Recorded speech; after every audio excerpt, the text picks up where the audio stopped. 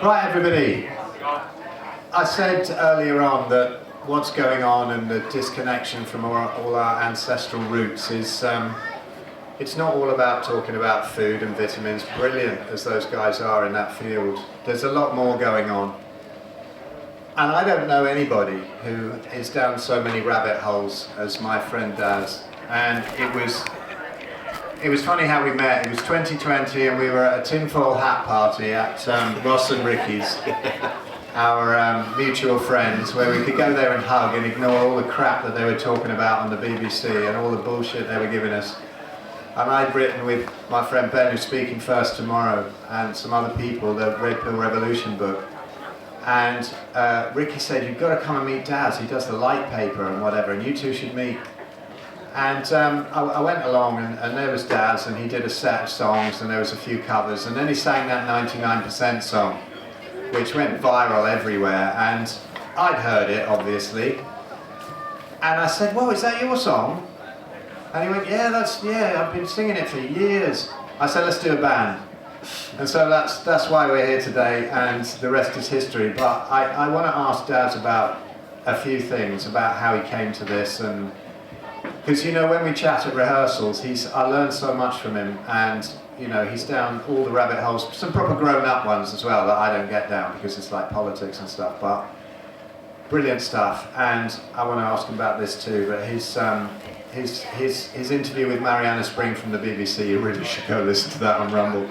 It's amazing. The man's got so much patience. I'm chilled out, but I'd have torn her head off at about an hour and a half. Absolutely ridiculous. Anyway, Daz, just wonderful to have you here and to be able to play as well later on. But what happened? What woke you up to everything? With me, it was the diet and the spirituality and all the bollocks in that. But for you, it was I think it was a different angle. And what happened and when?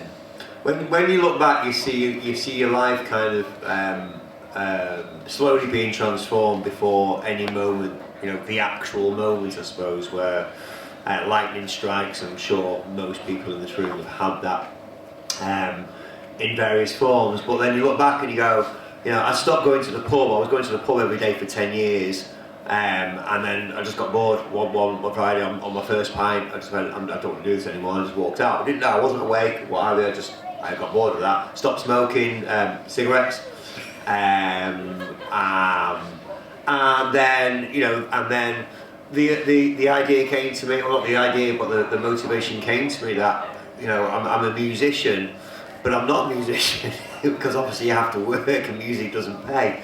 But I wasn't really doing music very much, and I kind of made the determination in 2012 to sit down from January the 2nd, what have you, and just learn all my favourite songs from 9 till 5. And see where that takes me. Just do that for a year, absolutely focus on music, 9 to 5, see what comes out the other end. And, you know, I went out busking and what have you, and various different things. And then, very early 2013, does everybody remember December the 21st, 2012? You remember that date? It was a big date, you know, all over the, you know, internet, and it was the Mayan calendar prophecy, and it was the end of the world, and all the rest of it.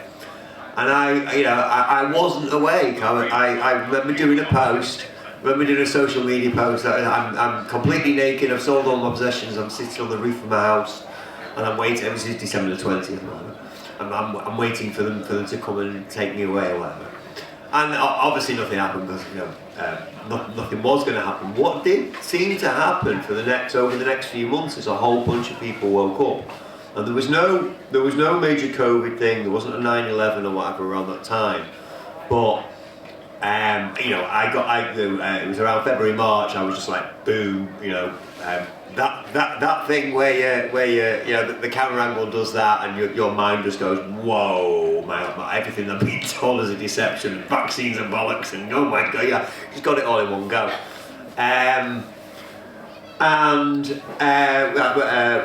So. What was I saying? The waking up process, it was gradual and then all at once. But I'll tell you what else. It felt like being on ecstasy for 2 years after that moment without actually taking any drugs or having any come down. I was absolutely, you know, I wanted to know everything about everything. and and whenever new things came along, I'm dissecting and down that rabbit hole, as you say, as well. Was that absolutely energised, full-on conspiracy theorist, like everyone becomes. Trying to get my dad to watch. Not trying to, just get him to watch the video of the BBC reporting the World Trade Center Building 7 go down 23 minutes before it did. And I'll leave him with it for a minute, come back, he's like, I've no idea what I'm watching. People just don't get it, as you know, your family and friends. It never occurred to me to do a newspaper of any kind. It never even occurred to me to necessarily do flyers or printed things of any kind. It was music, because we came from, because I'd always been a performer and a musician. I went down Barton Moss at the end of 2013, the Barton Moss anti-fracking protest, which lasted for like a year and a bit. And it was always live music or speaking, seriously giving some to the cops. Not in terms of being a yard, but in terms of what they are doing as human beings right now, and how they are, what their role is. They are protecting a corporation, trying to poison the land and all the rest of it, just giving it to them. It was great. So then I did Wake Up Manchester. I don't know if anybody remembers that, anybody ever came to that, but we did it every month. On a Saturday we had batteries, we had a big PA system, and we did it all day Saturday. People came, obviously played songs, and they did speeches and everything else. And we did that for a couple of years, and we did that in a few different places as well. That's what woke me up. I don't know what woke me up. God woke me up in the end, but I didn't get to find that out for a few years either. But what blows me away about you is just how dynamic you are. I mean, I have a very lazy streak, and I'll sort of do the minimum if I can, but you just always seem to be doing something, putting something together. The Stand in the Light festival that you just put on in the Lakes was blinding. It was absolutely marvellous. And the light paper and everything else. How did the light paper actually come about? How did it grow? Because it's got such a great circulation now, and so many people have heard of it, and it's everywhere, and it's marvellous. Yeah. What happened there? It was an extension of what we were doing already. So we did start doing flyers and leaflets with the Coronavirus Act 2020. If we can go back into that psychotic episode, oh my word, they can cut. It's in the legislation. They can come in your house and drag you away, and come and take your children and drag you away. And people weren't aware of it, and we printed a lot of leaflets and what have you. People still weren't aware of it, they didn't believe it. They still don't believe it now, and although it's not live statute, it can be obviously reactivated at any time. We know they will try that. Anyway, sorry. It came out of doing flyers, so we crowdfunded for flyers, and I went down to one of the first anti-lockdown protests. It was on May the 9th, and RT got a video of it as well, which is how I got outed at my job at Royal Mail as well. But being Royal Mail in a working class place, it was pretty cool. They were quite impressed that somebody was fighting for freedom, and they didn't sack me as well, which is obviously a bonus. We organised coaches to get people to London, because really get the marches up the numbers. There was people, obviously it was expensive to travel. It was a pain in the arse. We basically organised it so people could get there and back for 20 quid, and we organised 3 coaches. The idea came through chat to do a newspaper. What we're going to call it? Nearly everybody wanted to call it The Truth. Or Veritas, or something like that. One suggestion made to call it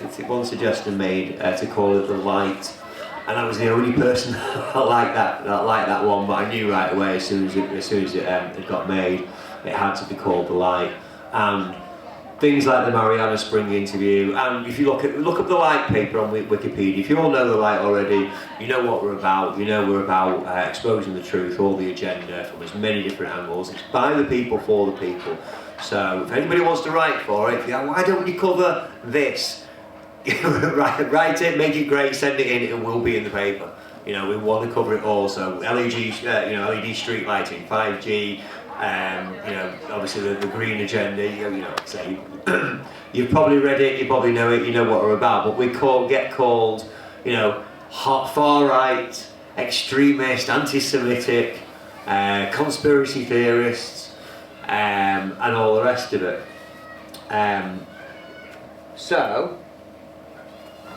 I think the Mariana Spring thing, putting it on Rumble was amazing, because you got the whole 3 hours of it, and Steve, amazing, and thank you, and he's here videoing, and honestly, Steve and Sue, they've just been brilliant through all of this, everything, all the festivals, everything they've done, the channel.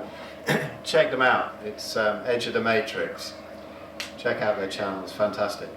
But there was, to record the whole thing, you know, to put the whole thing, the interview, the whole 3 hours, and some of the times when Daz just had her completely flummoxed, you know. She's Mariana Spring, if you don't know who she is the BBC disinformation something? Expert. She's, I don't know, like the all-on. Yeah, like 20s or something, and when he had her about Building 7, it's like, you know, there it is. It was there, and you're reporting that it was down. Have that away. It's very confusing in those situations. No, the fucking building's still there. You know? How can this be confusing? What would the camera people say? Stop recording. Look, the building's still. It was hilarious. It really was. And he's just chilled there, Lisa, and she's just like, no. It's very confusing. And they wrote this real hit piece on the light, and it's so nice to have that. To see what they're doing. If you just see what the articles were like about that interview and how they've slated him, you know, sort of Nazi practically, it's ridiculous. And well, it's called The Light, which is the point I was trying to make before. You know what I mean? To have that to compare is beautiful.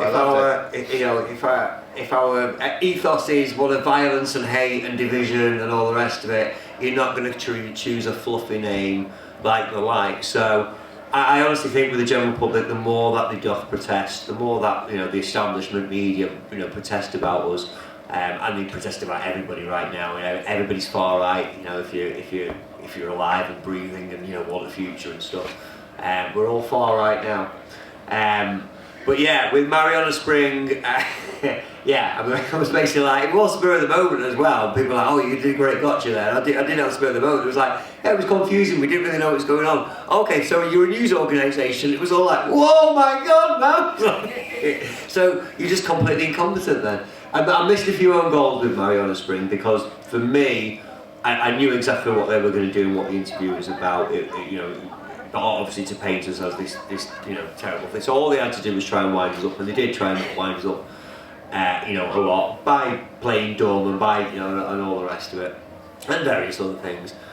So my aim was to simply stay calm and just be that bloke in the pub. You know, it was like, but I don't. How does that work? If you know what I mean, without trying to be angry and try and get them in a gotcha either. I think Steve absolutely got them in a gotcha because he said to them right at the end, but from your questions it sounds like you're going to portray us as kind of violent and anti this and, you know, blah blah blah, extremist and all this. No, we're not going to do that. No, we're going to show an honest. And then he's like, yeah. Inside the lights, inside the conspiracy, hatred, mixed cauldron of Darren Nesbit. You know, they'll get hoisted on their own petard. Just stay normal. just stay normal and stay true. The truth does need defending. It does need getting out there. We do need to spread the word more than ever in what I'd consider is peacetime, kind of.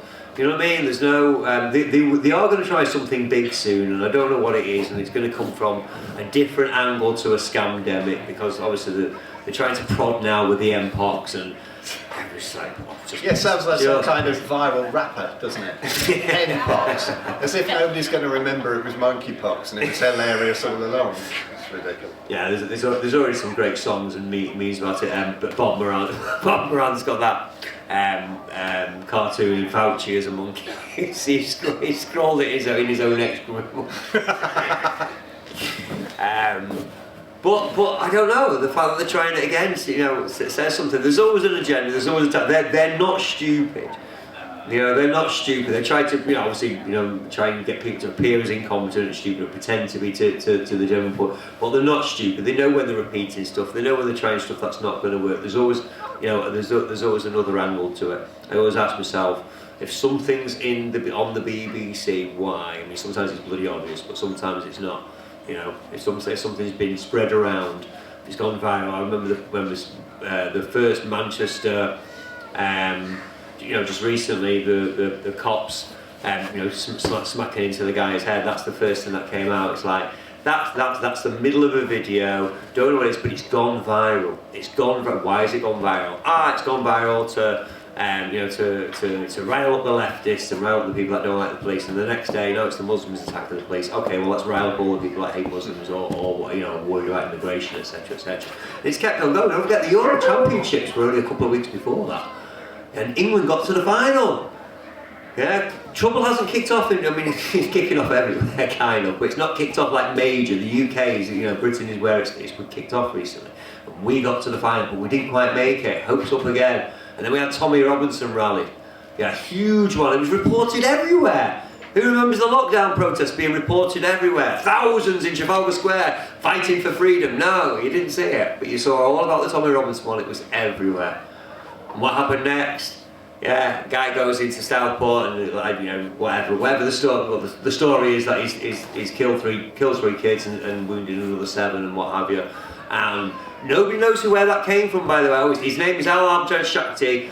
Nobody knows where that original source was. It wasn't in the media. It wasn't in the mainstream media. And obviously all the right-wing people. What's she called? Katie Hopkins, Tommy Robinson.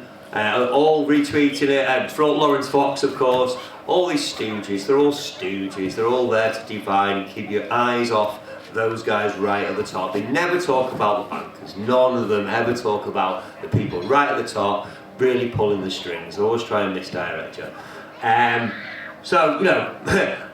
Obviously I'm putting this together for next month's light as well, but just showing that timeline of events and how they're manipulating every side. Have we got a problem with mass immigration? Damn right we have. There's way too many. And are Muslim fighting age? I don't think you can ask all the questions. And they're all correct, of course. But we're being played. Every side's still being played. You know what I mean? You're being played to fight against these guys. We've lived together with every single wave of immigrants for hundreds of years. You know what I mean? We've got the run corner shops and kebab shops and taxis and all the rest of it. General normal Muslims. I know we've got these other guys that are seem to be being shipped in. As some kind of potential standing army. I don't know how that's going to work, to be honest. If we've already got police and standing army, you know what I mean? Are they for another reason later on? I don't know. Should they be here? No, but is that the reason to go and smash up your local Greggs? No, look, at the end of the day we have a serious problem. The problem's with the people in power. The problem is that they have so much power, but we allowed that. So, we take it back. We take it back bit by bit, step by step, individually, and, where we can organise and take it back collectively, But there's a lot of work to do. At least we don't have to get in the trenches and load up. Not yet, anyway. Obviously, if they come and say mandatory vaccine for everybody, that's the hill everybody dies on, of course. I don't think they'll come to that. I think that they read the tea leaves, i.e. the social media data, every single day. I'm sure there's a guy sitting there. We do not like it, by the way.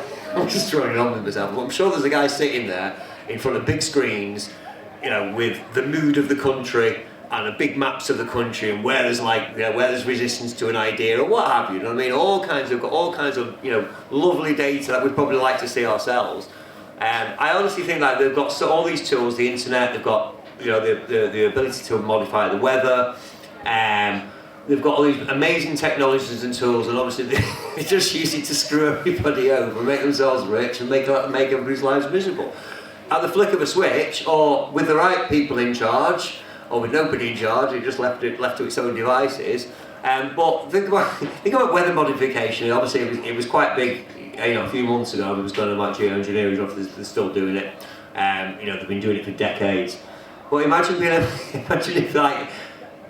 we've got this technology. We can actually stop droughts. Oh, there's a drought over it. Oh, let's send some rain quick. Exactly. Imagine if they were doing that. We're all like, yay for geoengineering. It's always down to the people in charge. Evil people run the world. Really evil people run the world. And once you accept that and stop running away from it, and realise that they have then corrupted all of the all of the institutions, all the establishment, etc. But most of the people that work in those places don't know that they're doing wrong. Some do. Some are getting paid handsomely, or they hear it and they don't want to. But most nurses are trying to help. They're standing there with a needle in their hand, so they've no idea. But in their mind, they think they're protecting you from disease. So those people are not evil themselves. The people that are, the outer party, if you like. And again, we shouldn't be divided against them. You're awake. It's our job. It's our job to educate them. It's our job to say, have you ever looked at? Have you ever thought about, etc., etc. Or just shut the hell up and watch the football, I suppose. Because relationship is really, really important as well. If you fall out with people, it doesn't matter what you say to them anymore, does it? What do you think about this sort of real black and white thinking? Because it's come out, there's always, two political parties, two football teams, this and that, vegans, carnivores, whatever it is. And it's such a distraction. There was a beautiful meme early on in this nonsense with a guy being loaded into an ambulance, and it says, man in critical condition from having encountered a slightly different opinion. And it's so much these days. Everybody's set against everybody else. Every little thing that they throw out there, every distraction, somebody's against somebody else on Facebook. There's the anti-vaxxers. There's the the COVID enthusiasts early on. And is it funny now that the ones of us who haven't been jabbed really are worried about these people who are having these injuries, and yet the other ones are just saying, oh, they're lying? Like, what is the mindset that we should have to get through all this bollocks? Because I think it's probably a pretty magical time to be alive, and that there's loads of people waking up, and it could come out beautifully. So what would you say to people of their attitude of when suddenly that thing of, oh, I can't take anything else you say seriously because of that one thing? Purity tests. It's a purity test, isn't it? Recently with the light paper. We don't like your stance on, the Israeli government murdering lots of Palestinians. I'm not laughing at it, but murdering Palestinian children. Obviously, they're not saying it as that.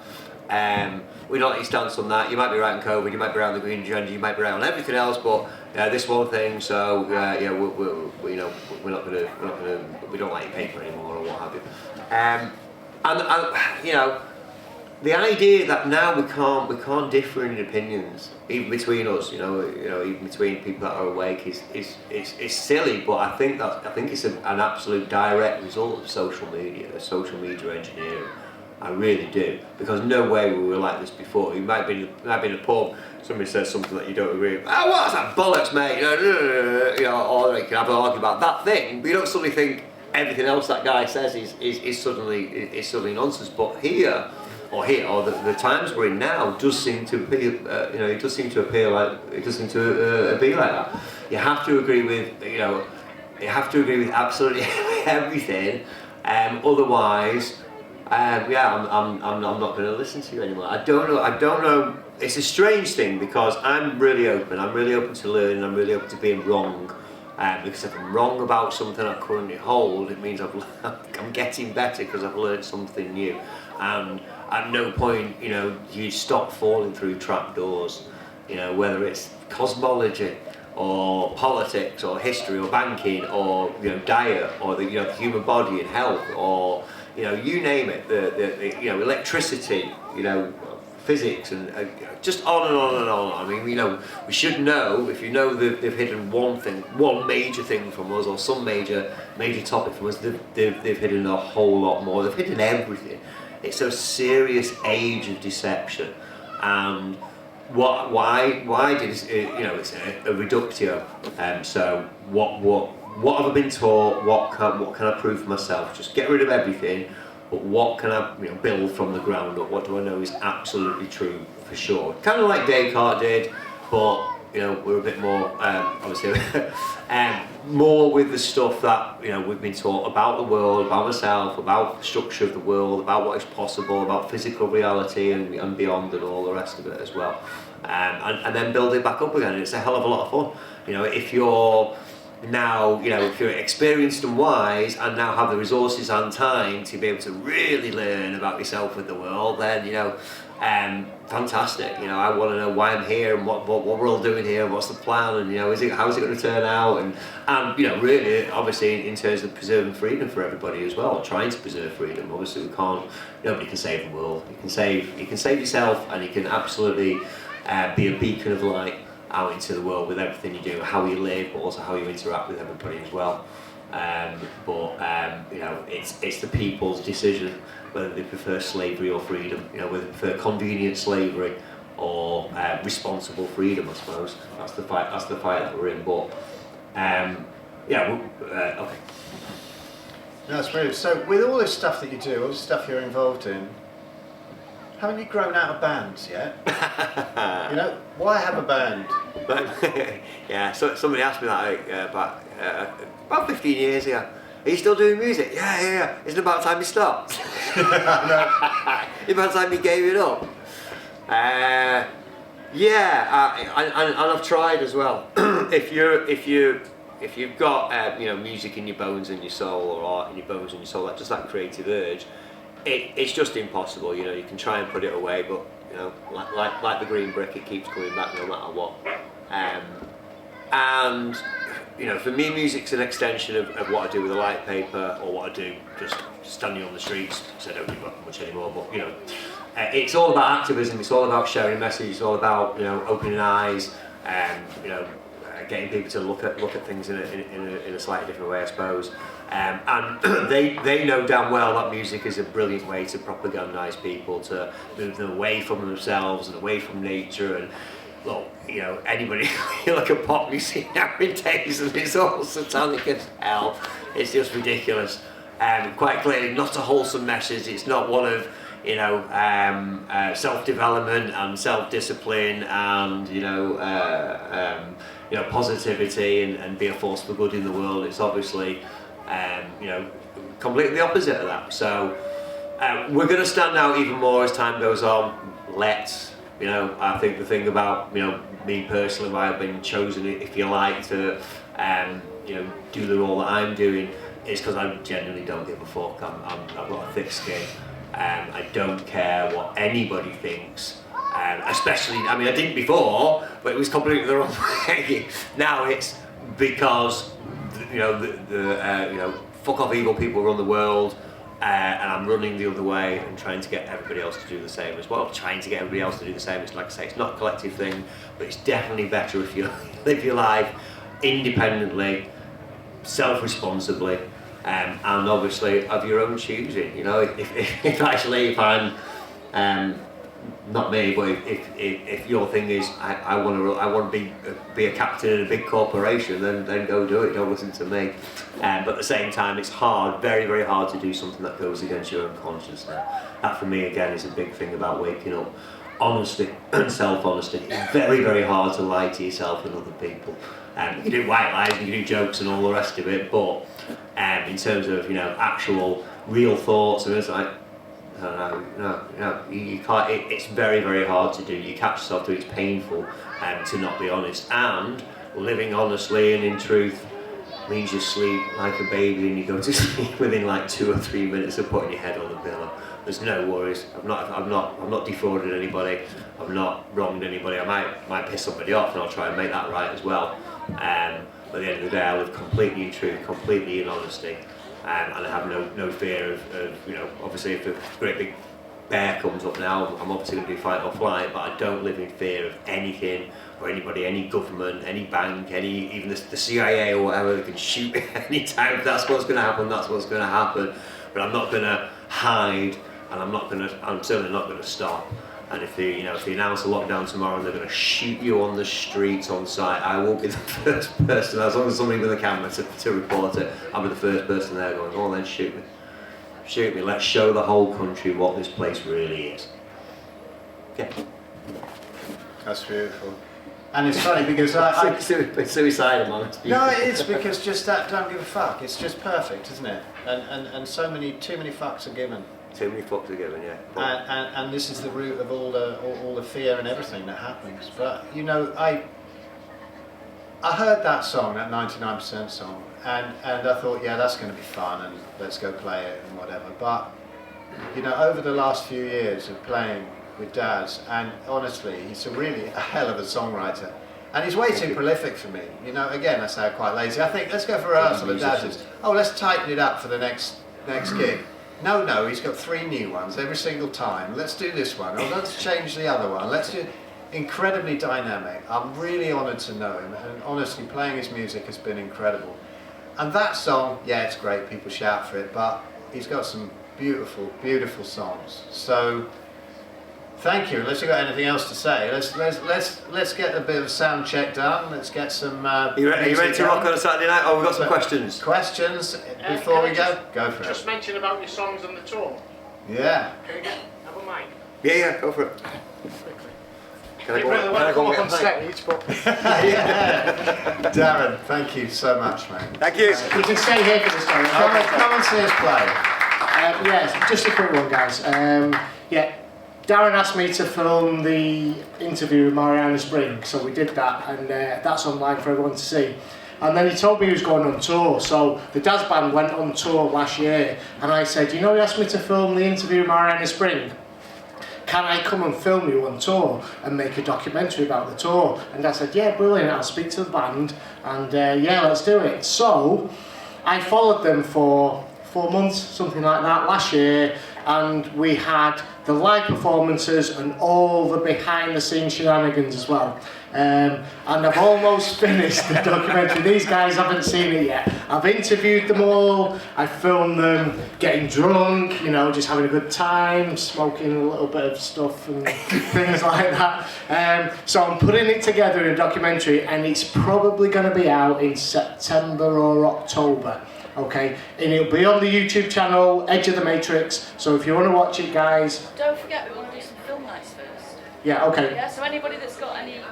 Yeah, we might do a film night as a premiere or something like that. Okay, great. Okay, but yeah, if you want to see everything that they've been talking about here, if you want to see the band on tour, you want to listen to Darren's lyrics, they're absolutely fantastic. They're all on the screen as he's singing the songs, and all the behind the scenes stuff, see what these guys have been up to, it'll be there in the documentary coming up in the next couple of months.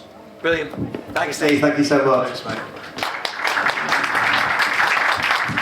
Right, we'll be back shortly with some music. We'll give you a shout when it's coming up. I'll say one more thing. We mentioned Standing the Light Festival in the Lake District last year. If you didn't come, it really is the Glastonbury of the Truth movement. Missed out. We had 1,200 people there. It was 4 days. I mean, Danny Ramplin's stayed for another night and did another set. Mobius Loop will be headlining the Saturday night. If you've heard of them, they are fucking awesome. Probably. I know we're good, but they are definitely one of the best awake bands out there.